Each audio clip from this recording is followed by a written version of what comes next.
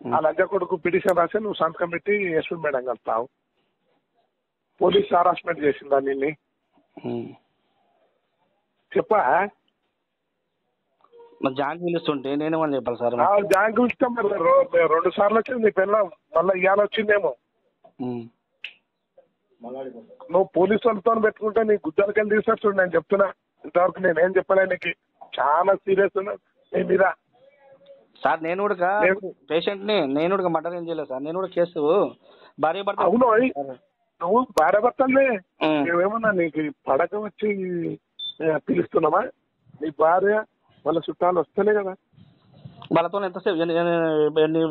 అవునా, ఒక ఆడపిల్ల 2 పిల్లలు తీసుకొని ఇట్లా నా భర్త అని వస్తుంది, మేము కూడా సమాధానం చెప్పాలి వాళ్ళకు. మరి ఆడ కోర్టులో ఉంది కదా సార్ ఇది. నువ్వు ఇంత బేకారుగా నీ ప్రపంచాన్ని ఎవరు లేడు. కోట్ల ఉంది అని మాకు తెలియదు. ఆ కోట్ల ఉంది అనేది. ఇప్పుడు ఆడపిల్ల వచ్చింది, వస్తే ఏం సమాధానం చెప్పాలి చెప్పి మేము సార్? కోర్టులో ఉందని చెప్పాలి సార్. ఆయన కూడా లాయర్ ఉన్నాడు, పరిగి సార్ కూడా.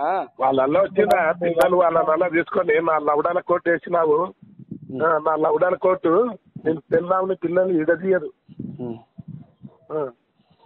నువ్వు అనుకుంటున్నావు సార్ ఉన్నంత వరకు నీది ఏమన్నా వస్తే మాత్రం క్షమించారు చూడు. నేనేమన్నా అంటున్నా నిన్ను? సార్ ఏమనే నువ్వు పిల్లల్ని తెచ్చిపెట్టినావు, దాన్ని కథలని పెట్టుకొని ఉన్నావని అంతకన్నా ఏమన్నారు? నువ్వు పోలీసు వారు హరాస్మెంట్ అని రాస్తావు. చెప్పా నచ్చది. మరి జాంక్ నన్ను పిలుస్తుంటే నేనేమన్నాను సార్? ఇప్పుడు మరి జాంక్ వస్తుంది పెళ్ళం. మరి జాంక్ ఎందుకు వస్తున్నామా? కోర్టు నడుస్తున్నప్పుడు కోర్టులకే ఓ మానాలి. కానీ మీరు కూడా మీరు జాంక్ మీరు పిలుస్తాము, 10 సార్లు పిలుస్తాము. నీ గుర్తు వచ్చిందా? నేను కూర్చోబెట్టి ఏమన్నా హింసించినామా? సరేనా సార్, నేను మళ్ళా మాట్లాడతా. మళ్ళా వచ్చినా